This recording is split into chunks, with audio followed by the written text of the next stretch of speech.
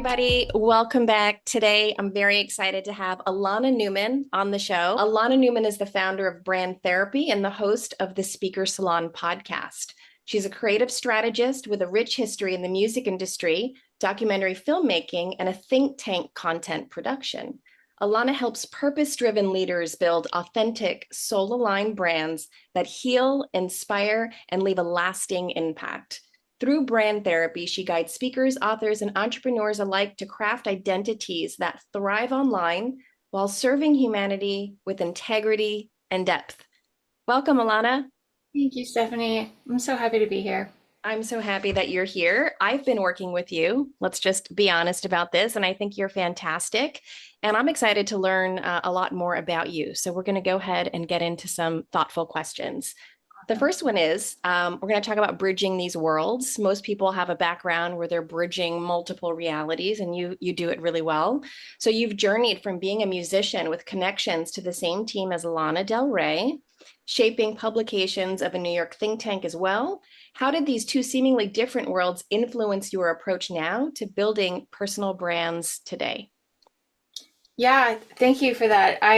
My past life, I was a singer, and I was trained as a jazz singer. Grew up in the San Francisco Bay Area, which has an amazing jazz scene. Mm. And then I moved to New York when I was about 21, Mm-hmm. and I used to sing in the subways. I was one of those people. Oh, that's amazing. Yeah, and I would do these late night serenades, especially like the Lorimer, the L, the G stop in Brooklyn, which Mhm. there's a very like hip crowd that circulates there. And late at night, people would be tired, and it would be almost like I would lullaby them on their way home from work or parties and things like that. And I met this beautiful London woman one night when I was busking, and she was in the music industry in London, and London has the best infrastructure in the world when it comes to music.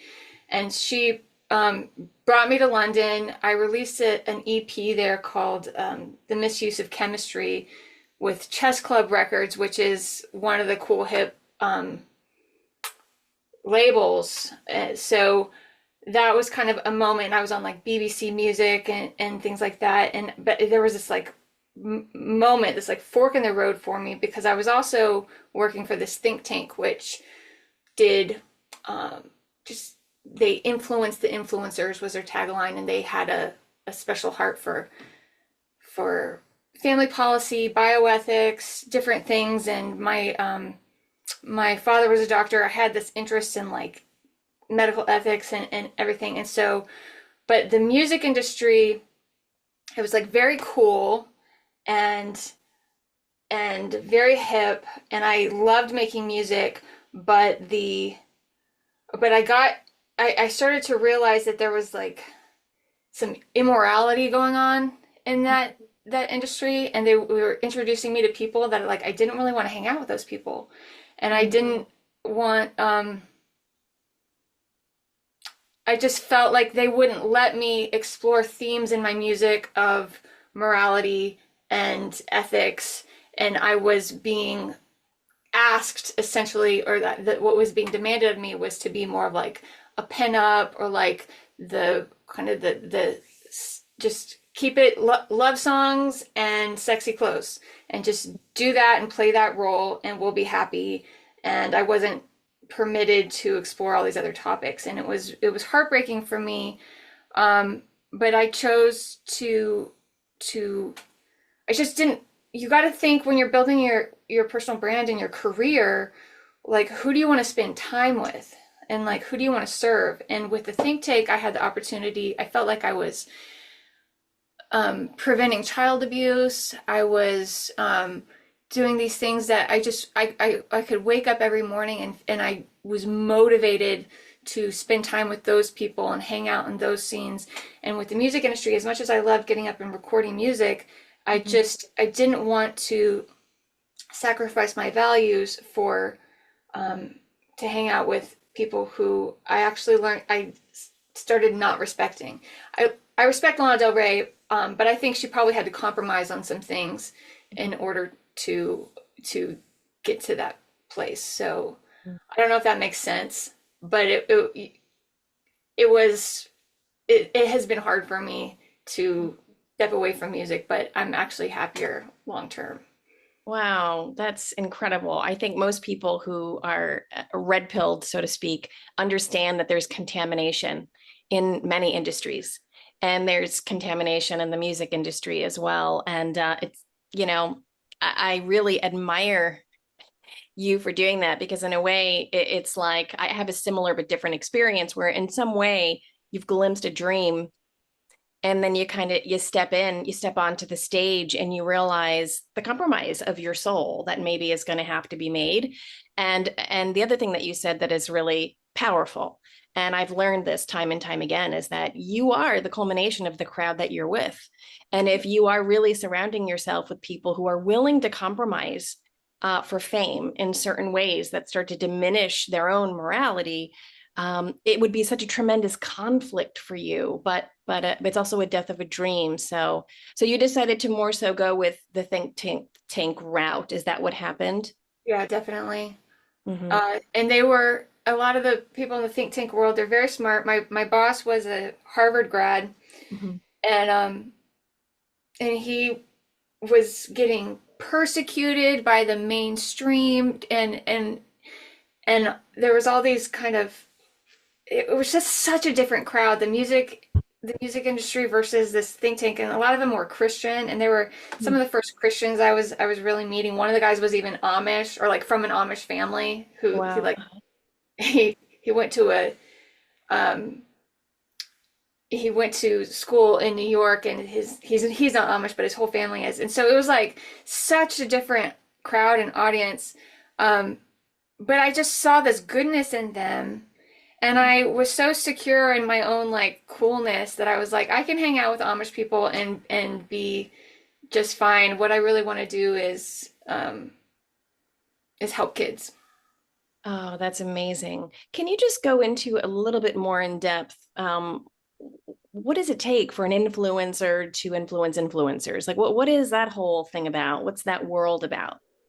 That think tank behind the influencers? Because in my mind, I think, well, sometimes maybe that could be part of corruption as well. But you seem to be saying that a lot of the people that you were with were very integrous. So, Yeah, definitely. My boss at the time, he he was in the civil rights movement. So he was a Democrat from Mississippi who he used to get on the buses for the civil rights movement and defend the the needs, and he was very concerned about the Black community in Mississippi, and he studied it, and he was like, what is causing this? What do we need to do in order to get this group of people in a better spot in life with better outcomes? And so he studied it, he wrote a book, and he moved to New York because just like, Saint Peter moved to Rome, it's like you got to be in the heart of where the authors and the journalists and the culture creators, the filmmakers, the musicians, where everybody's at in that close proximity to the people who are producing culture right. is really powerful. And so our offices were in Columbus Circle, Mm-hmm. which is, not that far from Trump Tower, and where all just so many stuff is, so many things happen. And Mm-hmm. so it's easy to kind of like breathe in the same air as people who are really forming opinions. And he had relationships with journalists at the New York Times, and he would meet these people, invite them to his conferences, network with them, and just have like actively initiate conversations with people with big audiences. Yes. Okay. I see. We're going to go on to the next question. Go for it. Okay. All right. So, brand therapy, which you've moved to from your past life, emphasizes building a brand around one's stories and their integrous values, as you're discussing. How do you guide entrepreneurs and others to find the soul of their story, especially those who struggle to see their own narrative as compelling? Story is so powerful. People don't even, oh my goodness, they don't take the time to craft their story. And it's how you introduce yourself to people. And it's establishing how you want to be treated by people. It's powerful. So taking the time to introduce yourself in a way that teaches people how to treat you can change the course of your life. Mm-hmm. Um, I unfortunately I had a failed marriage, and I had a second marriage, and I'll tell you the stories of how both my husbands met me and how they treated me. My first husband, I had a failed marriage. When he met me, I was kind of in a weak place, and I was not holding my own power. I didn't feel worthy. I didn't feel a sense of my own beauty and strength and abilities. I wasn't confident in myself. And so when I introduced myself to him, I was kind of in a pathetic state of being. Mm-hmm. And Stephanie, the marriage sucked so bad. I was treated like I was pathetic for 7 years and still am. Mm. And when I introduced myself to that man, he didn't respect me because of how I positioned myself. Mm-hmm. Um, Big mistake. My second husband, his first encounter with me was reading um, a chapter I had written in a book. Mm-hmm. And I had worked really hard on that chapter. I was eloquent. I had some good ideas. And he just thought that I was the smartest woman in the world. Mm-hmm. And when he pursued me, he he pursued me as if I was a queen. And he still treats me to this day as if I'm the smartest person he's ever met, and he adores me. Mm-hmm. And you think about that's just for personal relationships, but that can extend out into businesses and everything. It's why we show up in nice clothes. It's why we do our makeup. It's because that first touch point is you're teaching people how to treat you. Mm-hmm. I have a chapter in my book about beauty pageants, and how powerful it is. A lot of people make fun of beauty pageants, but those women, when they're getting all dolled up and they are presenting themselves on stage, and one of them wins the title as like the most beautiful woman in the world, it's like any suitor in the audience who's meeting her for the first time, his impression is that, wow, if I can just get to marry or date this woman, I will have the most beautiful woman in the universe, Miss Universe or something. And there's just a certain there's he's more likely to cherish her and respect her and just treasure the opportunity, versus if he just meets her in the back pages of some I don't want to say it, but like the women are treated differently. And so with our businesses too, we have to be careful how we position ourselves, what our visual communications are, what our story is, because it's going to impact how our audience, our customers, our clients value us. Yeah. What you said reminded me, I just watched a podcast, I think it was yesterday, with an author named Alison Armstrong, who wrote The Queen's Code. And she said, ladies, what if men are simply responding to you? And if you can get that into your head, she discovered throughout her life, same thing as you, is that when you show up different and you understand that men actually may be responding to how you show up, as so far, same thing with the brands. People are responding maybe to what we're showing up with. And that puts all of the empowerment and responsibility back into our own hands. So what you're doing is actually so critical. So thank you so much for doing what you're doing. I'm trying. Get the word Yeah. out. Yeah. So you're right. It's so important. All right. So let's move to the next question. So this is a really good one as well. We're going to talk about creative burnout. I mean, burnout's in every field, but especially the creatives seem to really, really struggle with this. I've noticed, I think it's something between this dynamic of what we call the empath narcissist scale, where it seems like a lot of creatives are much more empathic, which doesn't give them the innate ability to push through that maybe somebody that leans into the other end of the spectrum may be able to push through with. for that confidence, because there's so much empathy in so many creatives that I've witnessed, not all, but you do help creatives grow their income without burning out. So what are the most common traps that you see entrepreneurs fall into? And what is your top advice for protecting creative energy while they're scaling in their own business? Thank you for that. Oh my goodness. Where do I start? So, one of the reasons why I got started uh, in branding and with brand therapy is because I had an experience. It taught me a mistake that I was making, and it showed me a mistake that even the best are making. So I was in, well, I'll just say it was the health freedom movement. I became really passionate about this after 2020, during 2020. And I volunteered my design services to a particular figure who's world famous, and because I wanted to be of service. Mm-hmm, mm-hmm. And I'm good at what I do. I spent a lot of money on my education. I went to art school. I know what I'm doing. But because I didn't charge this figure any money, this person did not really value what I produced. Mm-hmm. And after I finished with a particular campaign, it took me a lot of time. I spent my own money crafting it. It was a high ticket offer. It cost about $1,000, and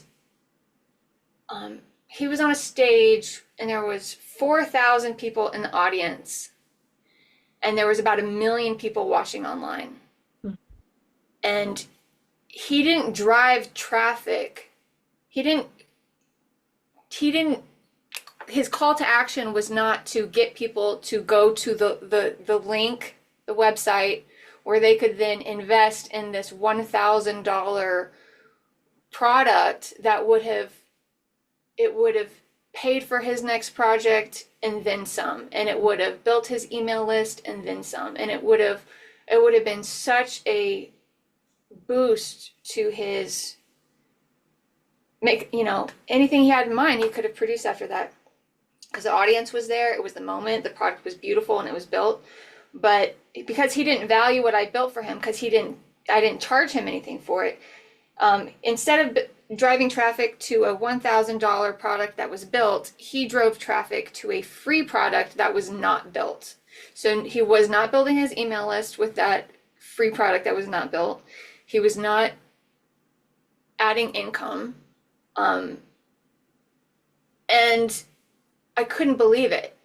And I was insulted, but it was my fault. It was my fault. I didn't educate him, and I didn't charge him for it, so he didn't value it. But it was a shame. It was a shame, and it was a failure that has motivated me to do this work now. And I do charge for my services now, so that people will value it.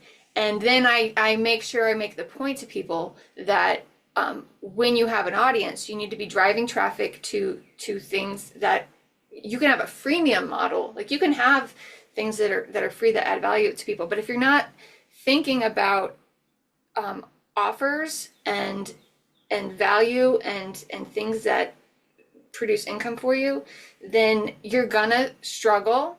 You're not gonna have enough funding for your next big project. And it's just something I see all the time. And the best way to do this, to succeed at, and money is energy. So when you're talking about burnout, you're talking about energy. So the best way to manage energy is to talk to people about what they want. So initiate conversations with people, ask them what they're struggling with, ask them what they want, ask them their pain points, and then craft an offer. And you can do this digitally. You can make mock-ups, you can test it. So Elon Musk, when he was making Tesla, he started off with like a waiting list, and he didn't have the Cybertruck. He didn't have his affordable models, so he asked people what they wanted. he pre-sold a waiting list, and he asked people for, it was like $1,000 investment or something, for a car that he didn't even have the factories yet to build it, but he took that money, that his pre-sales, and then he built it, and that's why he succeeded. So you ask people what they want, you pre-sell an idea, you package it up as best you can before it's built, you pre-sell the idea, and then after you've built it, you can, like, that's the last step. So people, when they burn out, they don't talk to anybody. They spend a lot of time and money building something that they haven't proven that other people want. And then when they build it, then they try to sell it, but it's off. It's like not what people wanted. And now they're screwed. Now they're completely out of money. They're tired, and it's a lot to recover from. So Yeah, I've been there differently. It's like a constant process of iteration and redoing. And at some point, you just, even your passion, the money starts to go early. There's certain resources that start to go early, but at some point, it really does chip away at your passion and your drive as well. And then I think people get stuck. And that's just such a common theme we hear people talk about today is like, are you stuck? It's such a massive, enormous, it encompasses so much when you say, are you stuck? Right. But I think that so many people that we meet in the world feel that because the process isn't really articulated the way that you just described it. We don't really have a perfected process, right. All right, let's go on to the next question. All right, we're going to go back to music, to movement. So having experienced the music industry firsthand, how has your background as a musician shaped your philosophy on turning personal voice into a movement and an income stream in the digital age? Yeah. Music has definitely informed me in terms of, we have issues with our culture, American culture. There's so many things wrong. People are struggling, and it's a philosophical brokenness. The ideas that we live by are not producing vitality. Our script that we live by is not serving us well, and that's why we're so sick, and that's why we're so lonely, and that's why we're so, you name it. And songs like Ideas are kind of sacred, and it feels weird selling something that should be sacred. So right, that hit me. Yeah, this is a thing. People want to give information out for free, just like we should all have, just like, the founder of Spotify, he said music should be like water. It should just be available to people.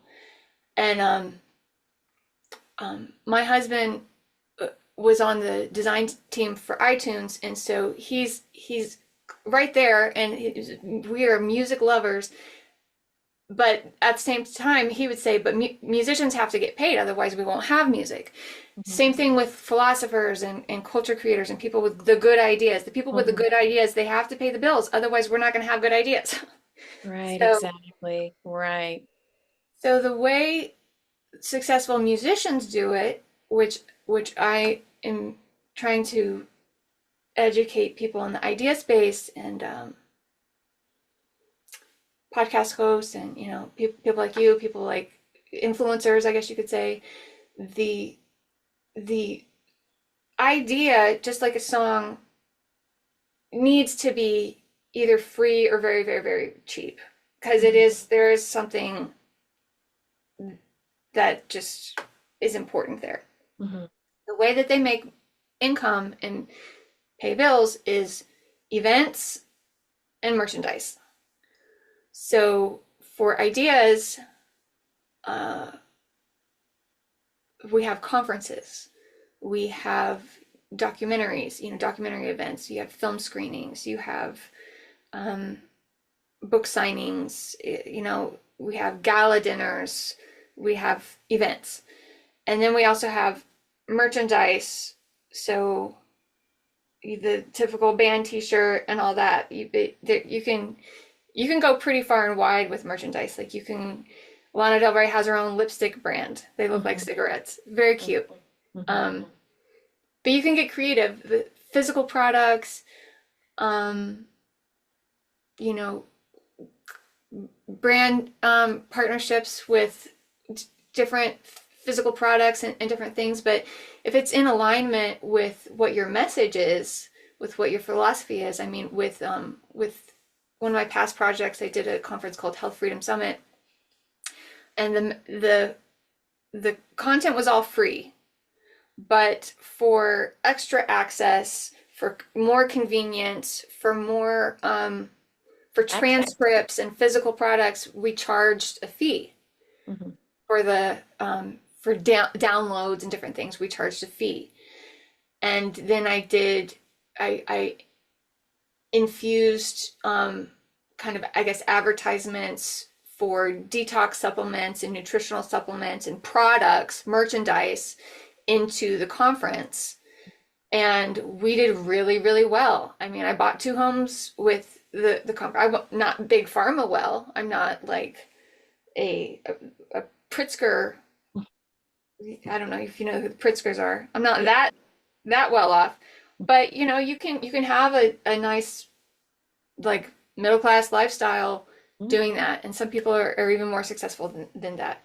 So I think, yes, keep the message sacred and make it available to everybody, but don't neglect to create events and merchandise, because it'll actually help you sustain yourself to reach more people. So you wrote a book, right?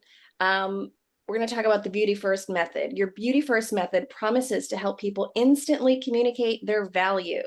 Can you walk us through the core principles of this framework and share a story where it made a transformative difference for a client? Thank you. Yes, I appreciate that. I will take this opportunity to plug the book. I have it with me. Okay, great. So this is Beauty First Method. And a lot of people, when I was first kind of pitching the title and the concept to people, they took it as oh, so you have to be like a supermodel in order to succeed in life. I'm like, no. This is about, it is about aesthetics, but there's, I have like a, what are they called? Like the acronyms. So B stands for beauty. So leading with beauty is good because you want to stop people in their tracks. And beauty is one of the ways that we do that. And I think it's the most noble way to do that. So there's other ways where you can like catch people's attention. You can shock them. You can make the scary images will stop people in their tracks. But just a really beautiful aesthetic, like, that is the most noble in my opinion. So taking that, and then E is for edifying or entertaining, A is for affirming, aspirational, U is for useful, T is for trustworthy, and Y is for your original story. So those are the positive things. And so this is me trying to educate people about how to go about improving their personal brand. And then first is actually the negative stuff. So it's first, do no harm. So F is for false, like don't share false information. I is for irritating, R is for ranting, S is for sloppy, and T is for timing. Don't have bad timing.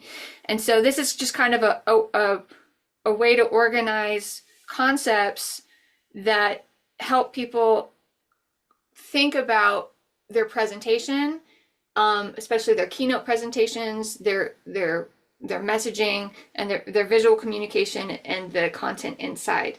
And where I can help, having gone to art school, is I can help with the beauty side of things in terms of aesthetics, but I also can help people basically position themselves so that they're more appealing to conference organizers and podcast hosts and things like that. I had so many experiences when I was curating speakers for Health Freedom Summit, and then at the think tank too, we would organize conferences, and there would be people who wanted to be a part of it. They would email me and pitch me and be like, I want to be in the conference. Can you include me in the lineup? And it's painful to have to reject people. I don't like rejecting people. I don't like saying, I would let you in the lineup, but you have an awful social media presence and it's embarrassing. Mm-hmm. Yeah. And I don't want to be associated with it. You're right about nutrition and you're right about your points are correct, but I can't put you in my speaker guidebook and my marketing materials because you're going to make everybody else look bad. And that it sounds shallow, but it's like, can we just fix it? Can we just like get your hair done and take new photos? Because then I would love to have you. Yeah. Right. And I'm just being honest about, the little things you can do to, if you really care about your message, just take a couple weeks, do the work so that people they're just thrilled to have you. Mm-hmm. Mm-hmm. Yeah, it's a very touchy subject matter because we tend to be very sensitive around these things regarding beauty and culture here in the West and the overemphasis of non-organic beauty and no, we need to be body positive and there's just this schism between what it all means and it's really important. Is there anything else that you'd like to share with us about your book?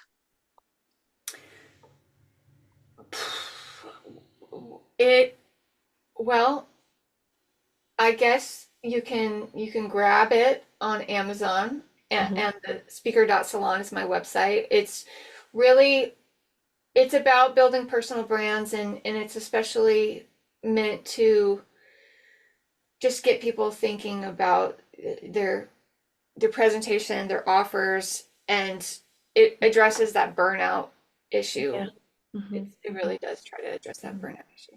Do you think that a lot of issues that you run into, this is just a personal experience that I had with my own work and then other people that I work with on the side, is that somehow at the root of some of these blockages is like a self-confidence, a self-love, a self-worth, a self-confidence issue, a psychological issue, a philosophical issue of trying to fit in this what we had already recognized is not really a healthy culture.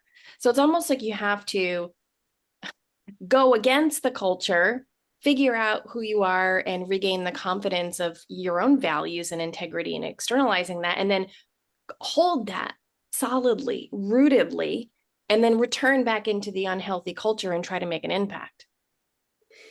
Yes, I know you know about frequency healing, and there's something about the vibe of aesthetics. There's also the vibe of music. When we were working together, I asked you to send me your playlist.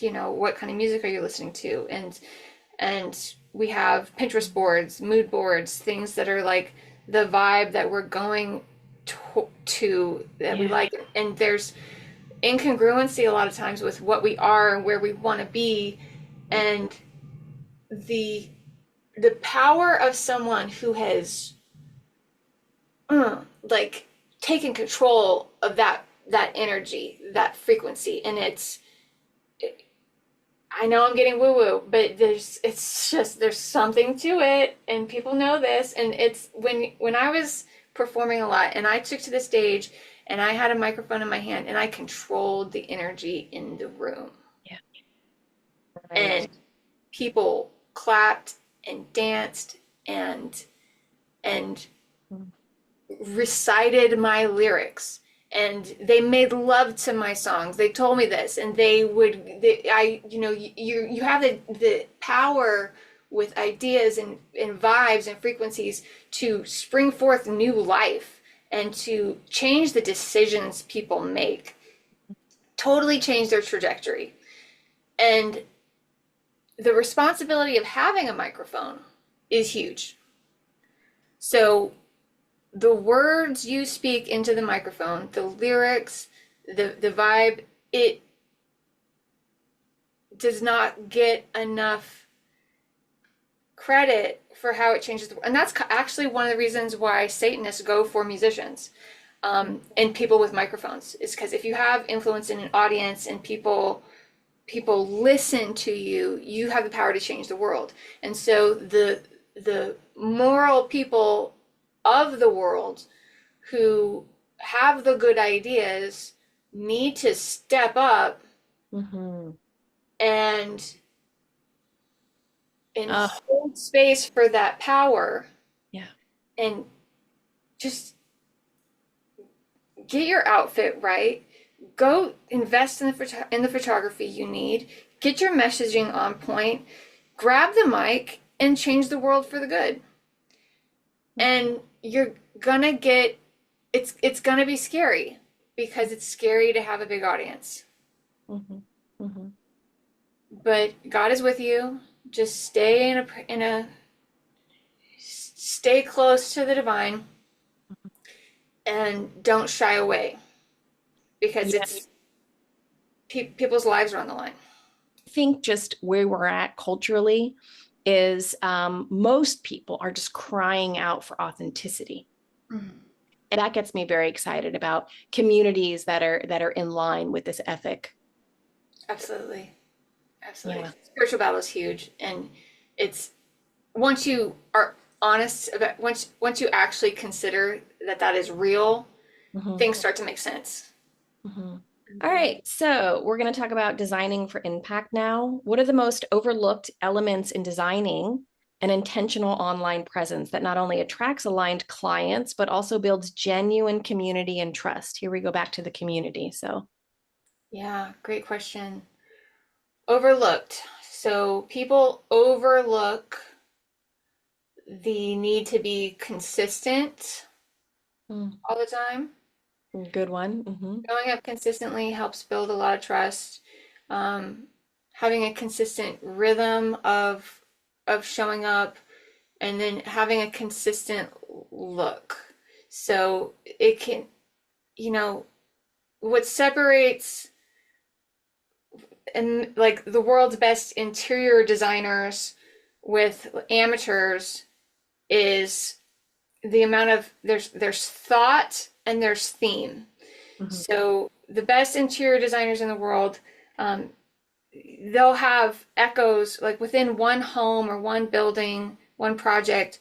There will be a theme, and it'll be echoed, and there's like a consistency. There's a consistent look. Like the whole house is mid-century modern, or the whole house is um, like cottage, or the whole house is avant-garde.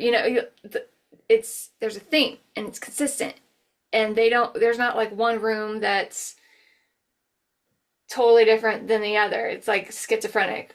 Mm-hmm. The So they, before they even begin to construct, there's a thoughtfulness, and they do the hard work of thinking ahead of time before they build. So, and with our digital architecture, right?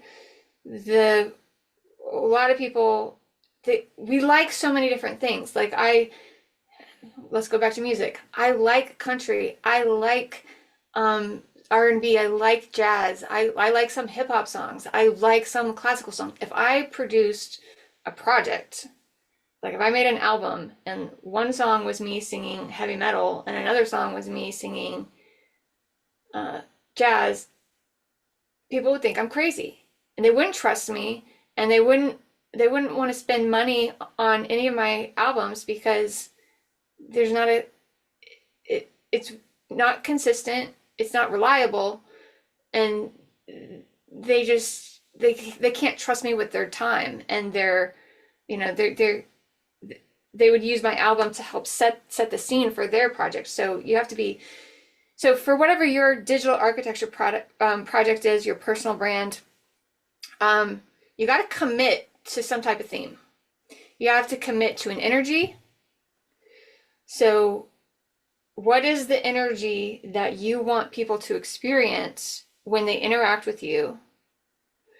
And then the colors, the typography, the photography style, the tone of voice, the music on the videos, like all these things need to match that energy.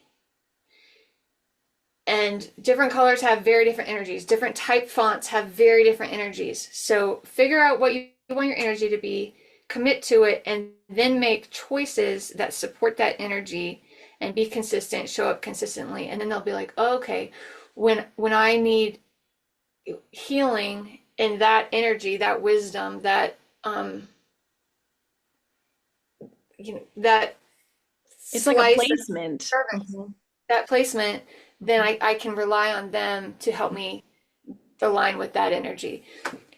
I hope I'm not sounding too woo-woo, No, but you totally make sense. It's people, again, it almost goes back to what Allison Armstrong was saying is the crowd wants to know how to perceive you, how when do they access you? Because they're utilizing what you have to amplify something they need in their life. So I think it's like when I need this, I go here, right? It's like music, like you said. When I feel sad, I listen to this kind of music. When I'm happy, I listen to this kind of music. So, where if you have a CD that has all of the music, it makes it confusing. I think the audience doesn't know where to place you per se.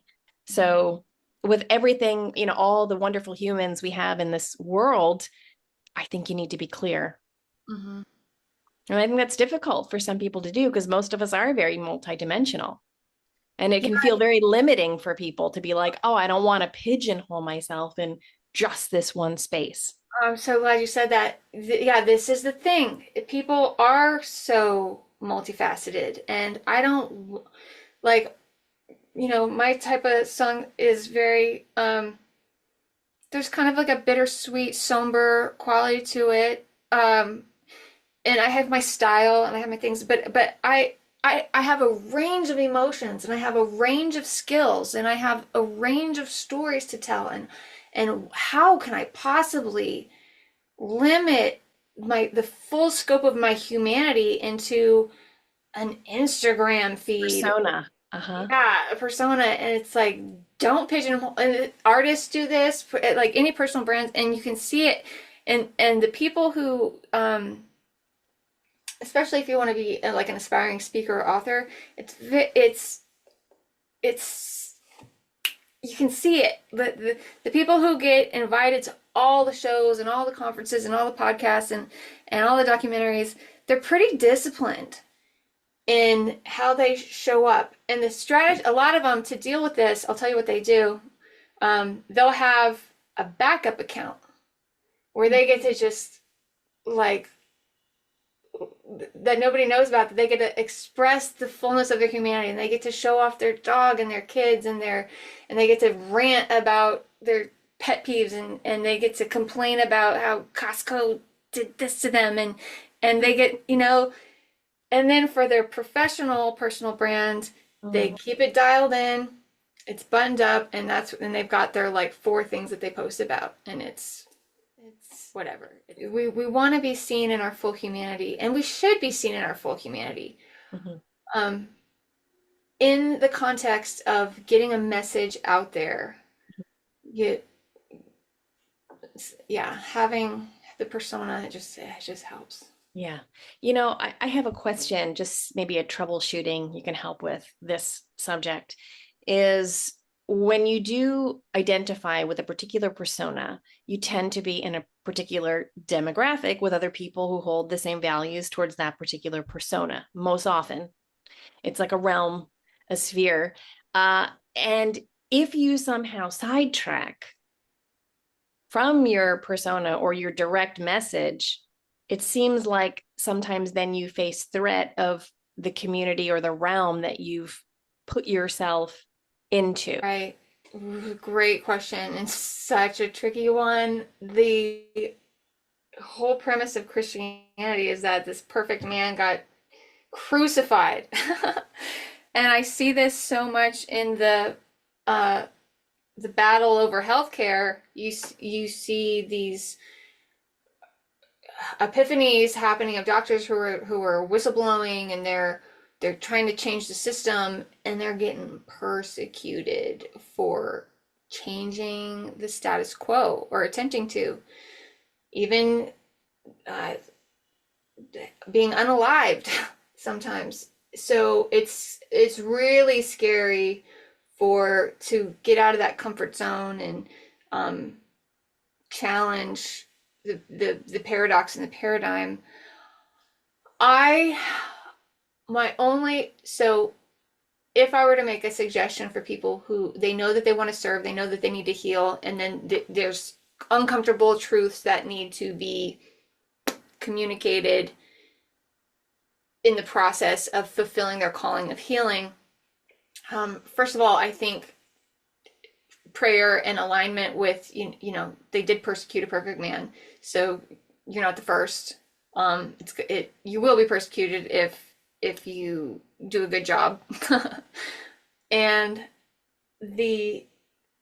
I've also learned a lesson, which I'll try to tie the loose ends on this a little bit, but I lived in Louisiana for 10 years, and this is a state that constantly has hurricanes.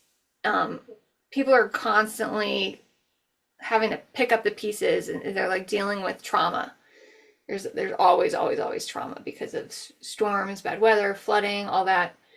And what I observed, and I grew up in San Francisco, and I lived in New York, and these like hustle bustle cultures where like people don't just leisurely hang out. Like they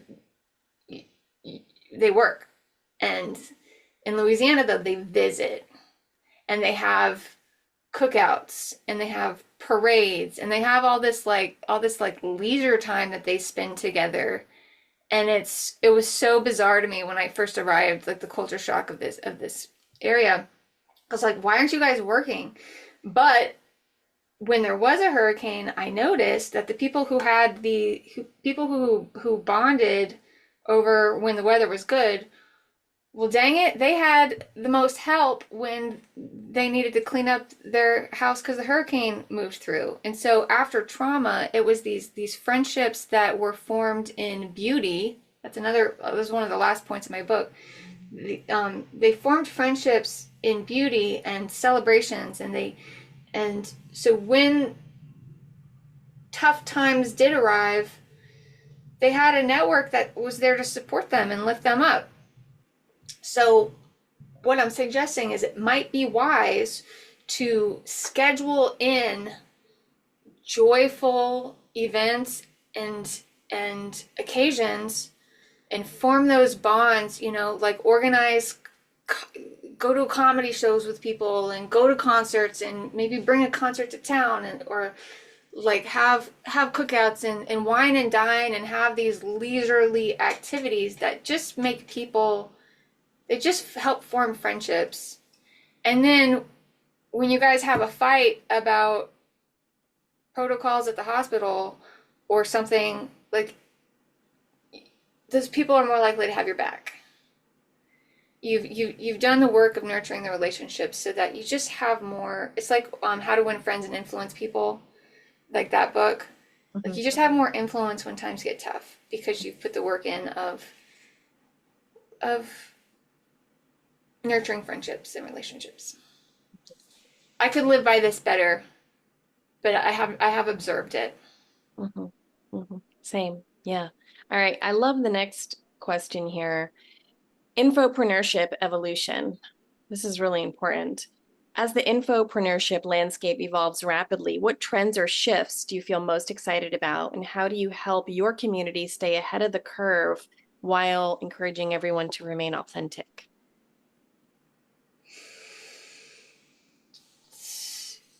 The communication, the information age, digital age, there's like rapid production of new tools. So the invention of AI and large language models can be really scary to a lot of people, but I think there's alternative tools that are being produced at the same time. My husband's talking to an organization called Uncensored AI, so uncensored.ai. So that's kind of the competition tool to this like Big Brother surveillance AI tool, and they source a lot of uh, their large language model is sourced from like WikiLeaks and some of these more courageous Mhm. journalists and Mhm. and things. So I'm very excited about uncensored AI. I try to make a habit of going on like Product Hunt and reading publications like TechCrunch and things like that, which are a good uh, give you an idea of what tools are available, so that you can expand your reach, save time, and just be competitive with like big tech. You can be enslaved by it, or you can make the most of it for your cause. Mhm. Um, so some people like Amish culture is really attractive. Like, oh, we could just get rid of all this and just go back to life where it's simple. But there's the Amish are having a tough time too. Like they're getting slammed with things that they shouldn't be slammed with. So retreating from society and retreating from culture is attractive, but it's not my strategy, and I don't think we have the luxury of doing that. I think we're gonna have to like And get in and convert some hearts and minds. Like we're gonna have to have conversations with the technologists and use their knowledge for good. I don't see another way around it. So my husband's in San Francisco right now. I'm from there. There's a lot of filth in that city for sure. We just have to persuade them that there's a better philosophies to live by, but utilize the yeah. things we are doing well. Big time conversions happen one conversation at a time, Yeah. and a lot of people have been programmed for a long time in philosophies that are hurting them, and it can be very frustrating to try to unravel Mhm. decades of bad philosophy, and you can have one conversation with them and it's so frustrating because they don't get it, but have faith that you planted a seed. And I am so different than I was 20, 30 years ago, and I'm so grateful to the people who engaged in conversation with me to help correct some of my false beliefs, Yeah. Mhm. because it really did help. Yeah. But I'm sure they were crying on the inside because I wasn't as far along as they were. Yeah, right. But like you said, those seeds are powerful. And sometimes the seeds come with a lot of love and compassion and empathy, but sometimes the seeds are tough little pills to swallow. And I think that it's good to utilize both approaches as long as your heart is in the right place from the start. Sometimes the conversation has to be hard. Sometimes, like exposing a shadow or a blind spot is not pleasant, and it may fracture the relationship temporarily or even permanently. But I don't think we should shy away from that for the rhetoric of we need to all be empathetic and not hurt anybody and just lead with love either. I think it's both. I think it reminds me of, again, another biblical perspective where it's this ability for truth and goodness, that they're coupled together. And sometimes you have to lay down some truth, and sometimes you have to be good and compassionate and softer. And it's about, again, learning the discernment of which one is going to best be useful in this situation. And I've definitely gotten the two confused in my past, where I was a little rough, bristly, where I should have been more empathetic, or more empathetic when I should have been more tough. But it's a process of trial and error. And yeah, it's keeping spirit close and leaning into the failures is, I think, the only way you can learn which one is right when. You're reminding me of this conversation. This stranger, this sounds so snobby, but I used to be a snob, whatever. I was in Paris, stupid, and I was at this architectural event. It was a this, it was like a special dinner for this launching, this unveiling of this architectural guy. And he was as snobby as a Parisian architect gets. And I was just a kid, and there was like this kind of after wine and dinner thing, and I got the chance to show a song that I was working on that I had finished, and it was, I was proud to show it, but it wasn't professionally recorded. It was in like a friend's bedroom that I recorded it. And I showed this snobby Parisian architect guy the song, and he laughed at me. And he was like, "This is awful." And I was so hurt and embarrassed. But man, did I make sure that my next recordings were good so that I never had to experience that embarrassment again. And that led me to London, and I had dinner with Lana Del Rey and all those teams, and that was proof that I had done a good job in my journey to improvement. Right. And then I recorded with like Grammy nominees after that, and it wasn't my full career, but I have never forgotten that moment of embarrassment when that snobby Parisian architect told me that my music sucked. And we have moments like that for everything. Mm-hmm.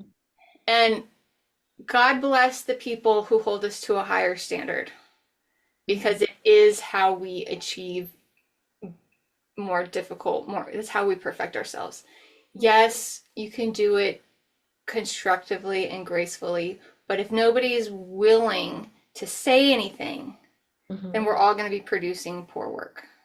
Yeah, I totally agree with you. And it seems I've discovered that sometimes the message I reject, and sometimes it feels like there's a God moment where he's like, "I'm really sorry I'm going to have to do this to you, but it's going to have to be a bit obnoxious because you haven't been listening or you haven't been paying attention, And I feel for you during that moment because I've experienced moments like that. And I think for creatives who struggle with maximizing their message, again, if they have this empathic quality, they kind of see the process, that there's a bridge between getting where they are and where they want to be. And there's a lot of these underlying messages that I think can block people's psychology of, well, I do want to get there, but if I get there, I don't want to be a snobby Parisian architect. Like, if I do this and I get there, I'm going to be a bad person.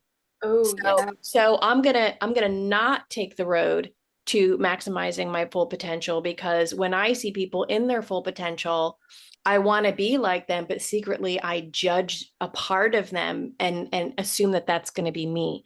So I see a lot of people, and I've went through this myself very deeply, who think it's like a fear of success. It's like, I don't want to be successful, not necessarily because they're afraid to, you have to be able to hold the success, but also too, it's like the vision of people that they're holding in their mind of success are poor or obnoxious or snobbish or materialistic or egotistical. So it's just another way that I think we self-sabotage Totally our potential.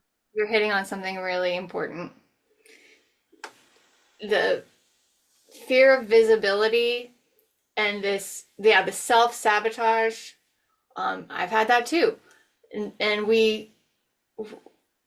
there's the reasons we do things and then the reasons we don't do things. And one of the reasons why we don't do the things necessary to get to a certain level of success is because we anticipate bad things happening to us if we were to achieve that.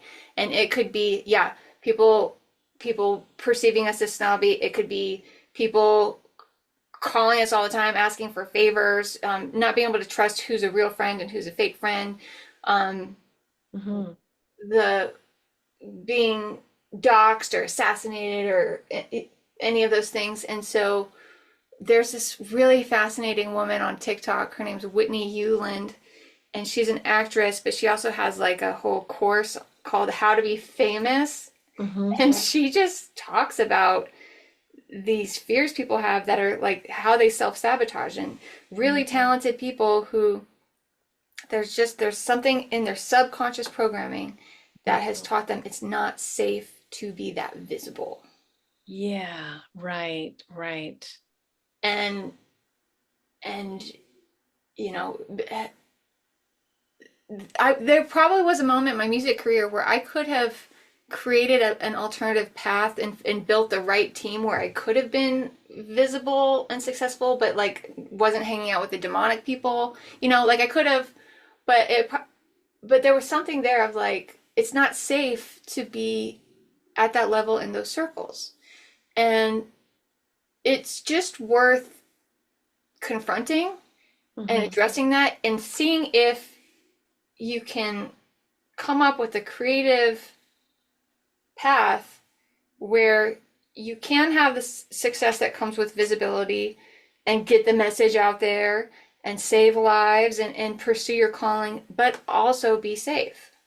Like, what action steps can you take that quell your fears? And it's going to look different for everybody, Yeah. but it's a This is real.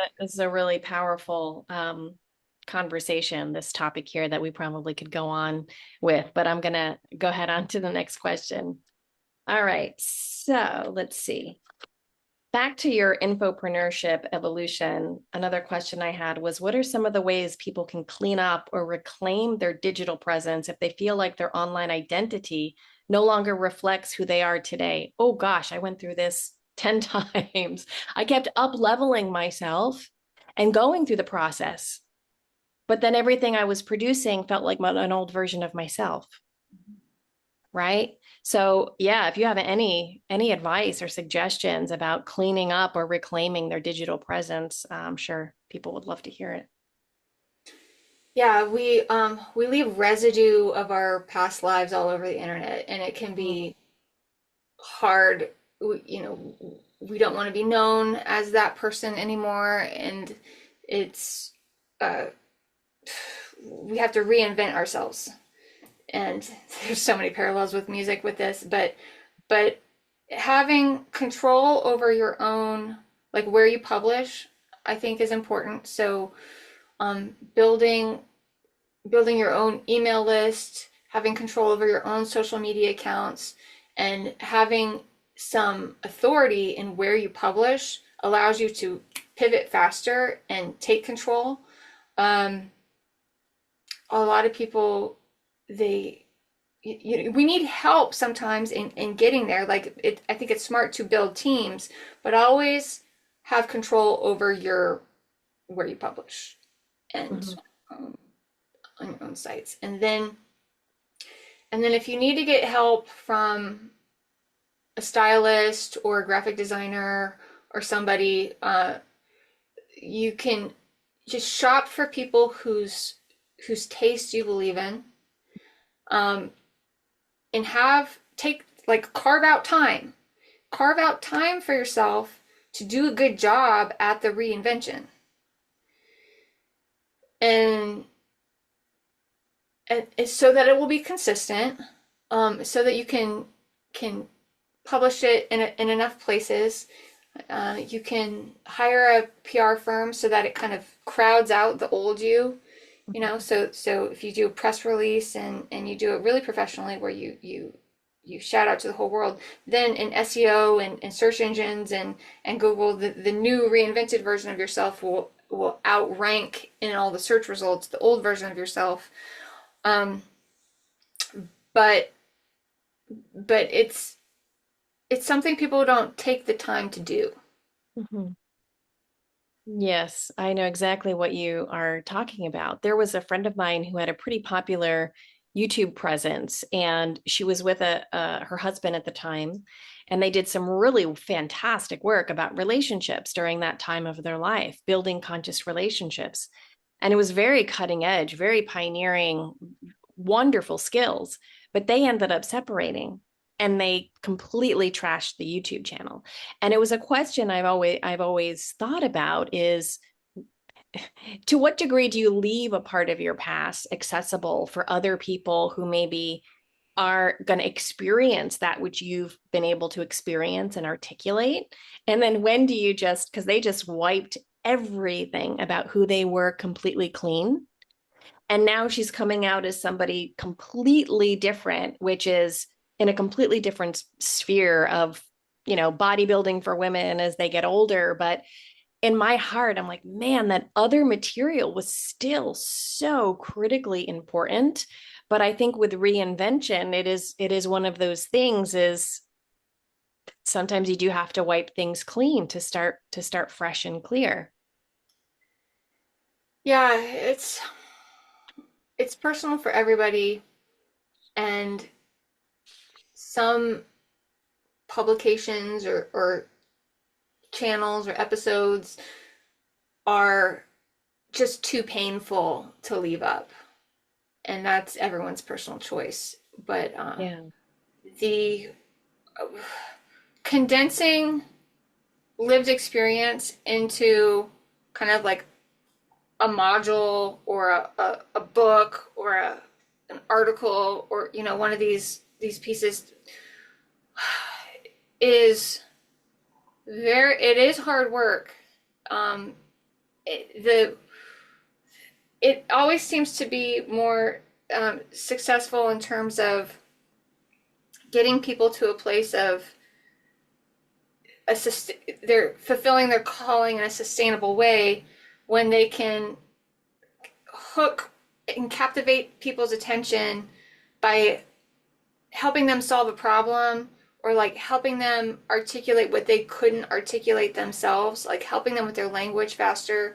One of the things with the think tank that we helped people do was we gave them language for problems that people they knew it was a problem, but they didn't have the words to articulate it. Yeah. Right. Totally. And when a good brand helps people express themselves. Hmm. So in terms of like more language oriented, like infopreneurship, and like you got your YouTube channel and you've got maybe a book idea, like when you can articulate something that other people had a really tough time articulating, um, they will buy your book so that they can share it because you did a better job of expressing what was on their heart than they did. Or like if you write a song that like gets to the spirit of something Yeah. faster, so that people share it because it expresses something. Like we can go back to Lana Del Rey. Her first hit song was called Video Games. And it was this like romantic, but kind of like, it was very bittersweet. And she was doing, like in the song lyrics, it's like she's putting on a sundress and she's getting all dressed up and dolled up. And then this, her love interest is like playing a video game. And it's like, it's you, it's all for you, everything I do.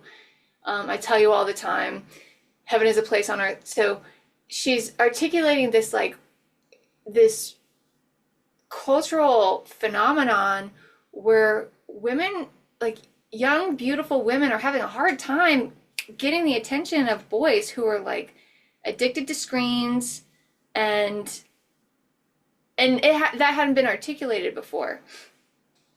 And I think with like music and information and ideas and the cultural commentary in general, being the first to articulate a phenomenon makes you share worthy, because people are like, yes, this is it. This is what I was experiencing. I just didn't have the words to express it. Yeah. It's either through a lack of articulation or even sometimes the courage to just go there and say it. I think a lot of people, I know a lot of people in the, I'm in the organ transplant world, and it's amazing how many people they're afraid to say the thing because, the culture tells them they should feel this way following an organ transplant. Like, you should be very grateful. Many people don't survive this. You were able to get an organ from a donor or a deceased person.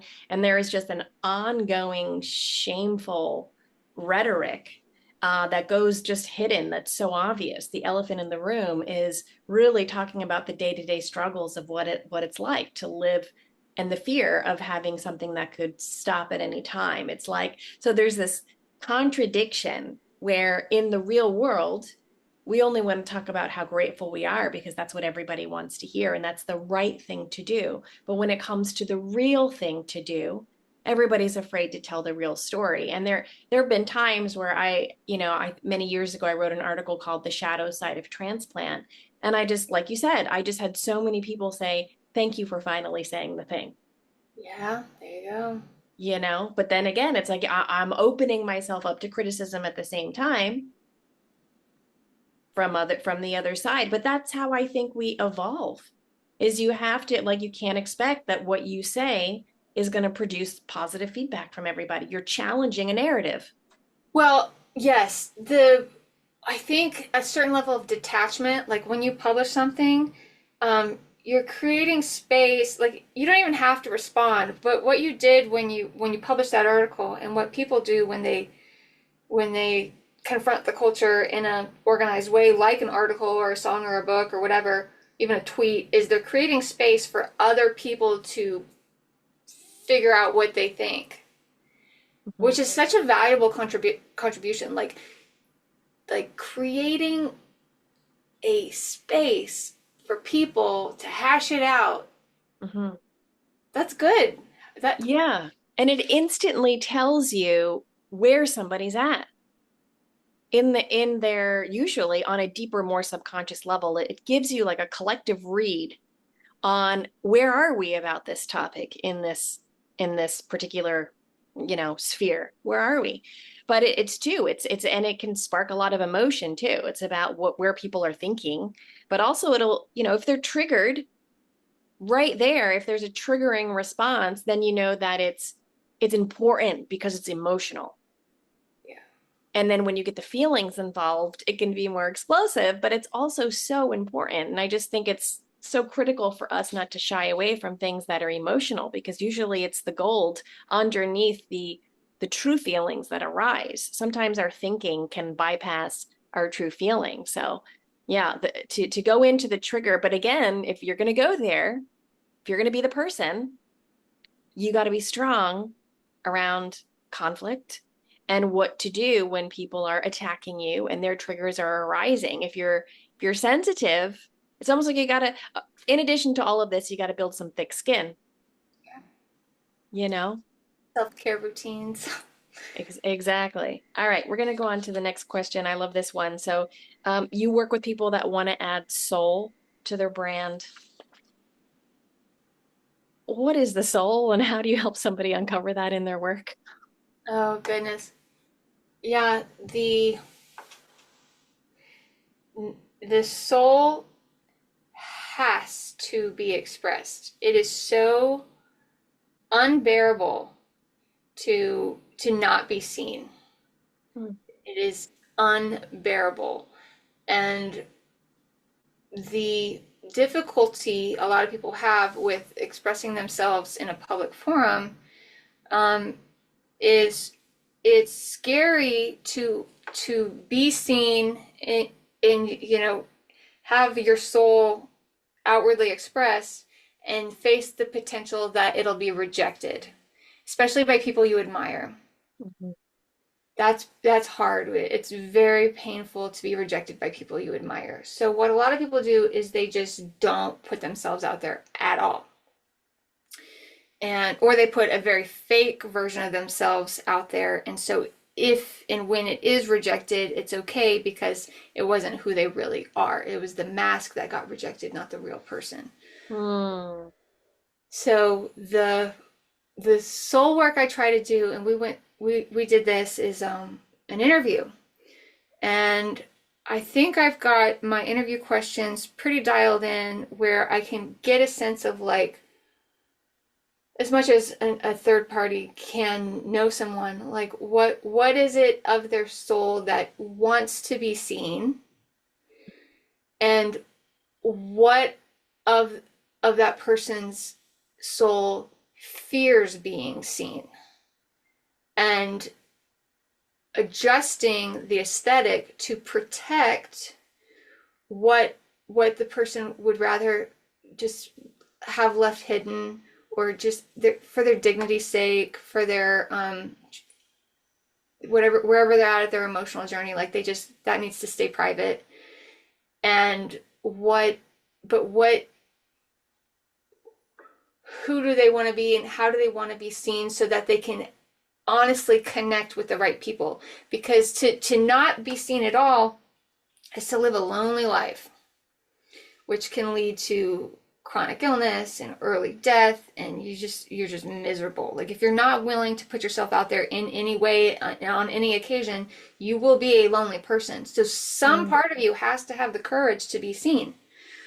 So we thoughtfully highlight what parts of you are good and want to be seen, so that you can connect and be in relationship with others. And sometimes that'll be for income purposes. Sometimes that'll be for true relationships. Like when I wrote that chapter in the book, I had no idea that my future husband was reading that book. I had no idea. But I put myself out there, and it led to a really, really important new relationship, a husband of all things. And so I take my role as a branding collaborator very seriously, because I know that what we do publish has the power to completely transform your life. And I want to make sure that my clients are matching with the right people who they can build a more beautiful world with, and satisfy that loneliness, and build the right relationships. And sometimes it means repelling the wrong people. Sometimes when you craft a brand, like, you want to repel the predators and bad guys too, which is a form of protecting the person behind the brand. And another facet of overcoming personal doubt, because a lot of people who feel stuck are people pleasers.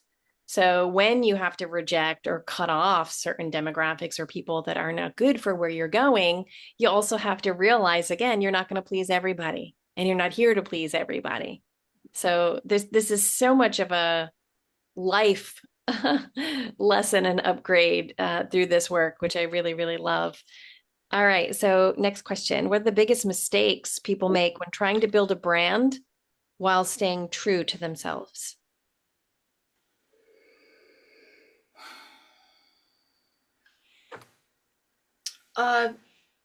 The a lot of people they cannot process negative emotions, and they don't do, you've mentioned this before. I love this term, and you introduced it to me, but it's so spot on, is they don't do the shadow work. And that was a phrase that articulated something that I had experienced, but I didn't know what the phrase for it was. But for sure, being willing to go deep into your failures, and your weaknesses, and your trauma, and all the people who disappointed you, and confront it, and build anyways, build something beautiful anyways. I think there's another phrase that I've fallen in love with recently. It's toxic empathy. Oh, and like toxic positivity, and just, when you're building your legacy, and pretending that everything's all peachy and perfect, and having to be positive all the time, and not like, no, this sucked, this was painful. I can't afford to experience that again. And just a willingness to go to dark places, I think is. Yeah. When you're authentic, when you have the courage to be authentic, it gives others permission to do the same. And it's just such a beautiful thing to, even if you have produced a beautiful image, to be willing to come through and really discuss how you yourself have failed and struggled and made mistakes, because then you become more relatable rather than an untouchable goddess. You become relatable. And that, I think, inspires a culture of young women to feel like, okay, she gets it. She's real. I can work towards being an immaculate image and have a story that's beautiful. I can be beautiful and still be real and authentic simultaneously. 100%. Yeah, another cultural phenomenon, it's just so interesting. It's like, well, we want to have these moral values, but at the same time, we're preaching almost the opposite and glorifying the opposite. And it's trying to, like, well, who are you? Are you going to be moral? Or do you want to, play plushie in the background, like, or whatever weird taboo or something that's going on there? It's like there's a protection of the taboos because I think we're not willing to be more honest in real life. Yeah. Shame has been weaponized so severely. You're making me think of Chloe Cole. I don't know if are you familiar with that name? This young woman she had gender dysphoria, and they convinced her to amputate her breasts, Right. and she almost had like bottom surgery too. And she had her breast removed when she was 15, and it was very traumatic. And she was living as a boy, and then realized at a certain point, like it didn't make her life better. She had a mental health problem, and there was other issues, and then now, so she's living as a woman again, and she has this huge following, but she did the hard work of like figuring out how to tell her story. And she has presented it in a way that is palatable, but still addresses the hard reality of what happened to her. And it's her body, and it's an intimate place, and it's things, and there's so many people who have similar stories to her, but they haven't figured out a way to tell the story in a way that like speaks to their dignity. And what happened to them is the shame monster came and silenced them. And there's the shame monster gets us all in one way or another, but to just confront that and overcome it is the task, in my opinion. Yeah, no, I relate with that completely. I understand that. Okay, we're going to go on to the next question. So, what would you say to someone who feels overwhelmed by the internet but knows they need to use it to thrive and pay the bills? Where should they start? Yeah, that's everybody. Well, there's so many options. There's so many tools. There's so many methods. There's so many people telling you what to do. And their way is the best way, and it changes all the time. There's always It's overwhelming. Too much. It's too much.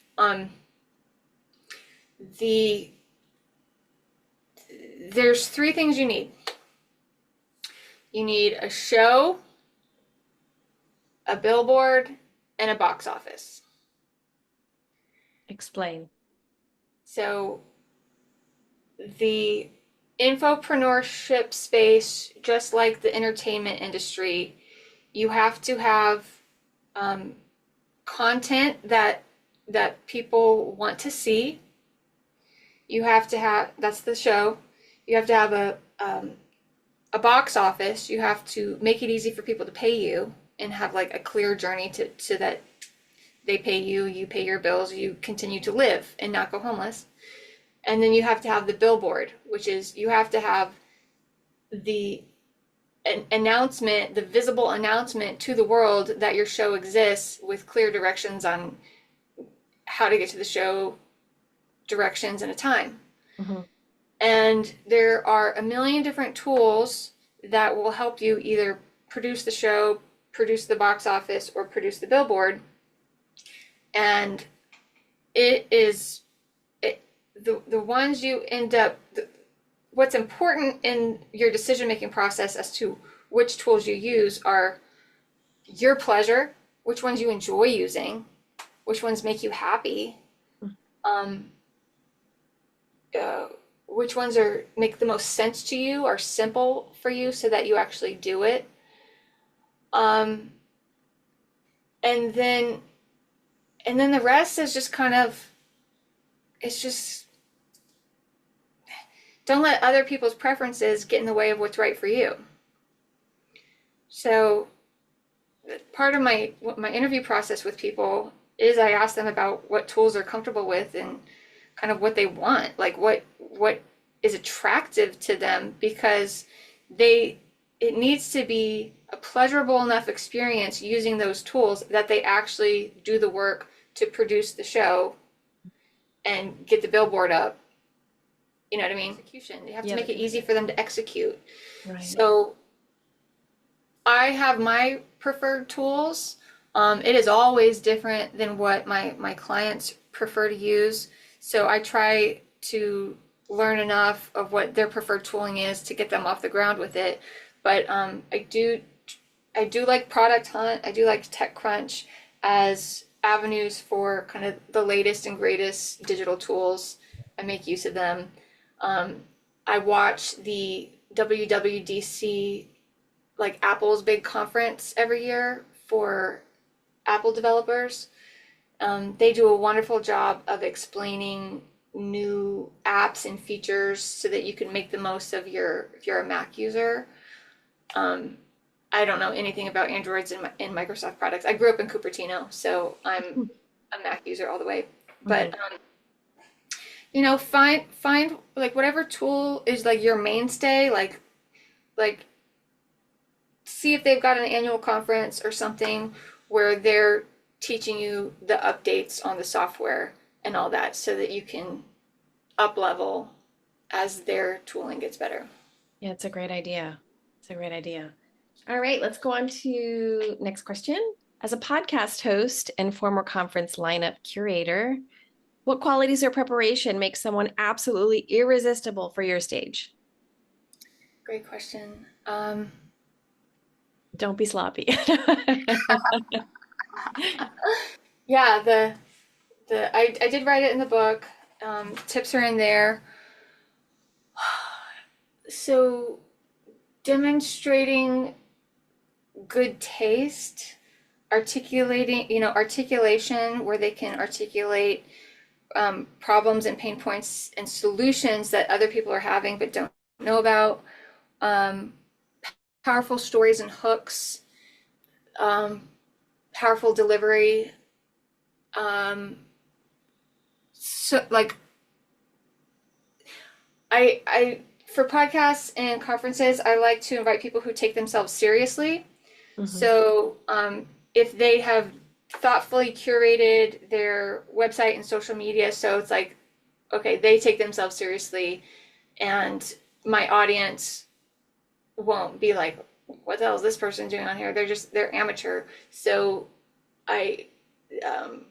professional outward appearance, and some social proof. I'll invite people with barely any followers, barely any social proof, who just have amazing stories that need to be told. And then I'll invite really big fish. Some people have like certain standards, like I'm not inviting anybody on my conference if they have less than 5,000 people on their email list. I'm kind of one of the, like, in terms of curating speakers, I like being the first to discover someone who is like nobody else has given any attention to. I like discovering those people and being the first to kind of launch them. Mm-hmm. But I need them to take themselves seriously, and I need them to have packaged their story and information in a way where I can rely on them for my conference. And it's just like going back to music. When music festivals invite singers and bands to perform on their stages, they expect you to play your hit song. So if you have like a number one single out, and then you go to the music festival and you don't play that number one single, the booking agent's going to be pissed. Mm-hmm. So for conferences and podcasts, to have like think about what your hook message is, and then be reliable in your delivery of that, because it that's kind of why they're bringing you in. They're bringing you in to make a point that you've already made, and it's going to be painful to have to say the same thing over and over again, and like you have to sing the same old song over and over again. But if you can find a way where you're offering something new and something old, like you're delivering your reliable message that's like your hit song, but now you've got like a new current event and like a new story, and like, and just last week this happened to me and it affirmed the point. You know, you've got this kind of something familiar, something new, and jazz is a great way of explaining it, because Ella Fitzgerald, or was it Billie Holiday? Both, it applies to both of them. You have a jazz standard and then it never sounds the same. They never sing it the same way. The improv is always different, but that core of it is a solid song.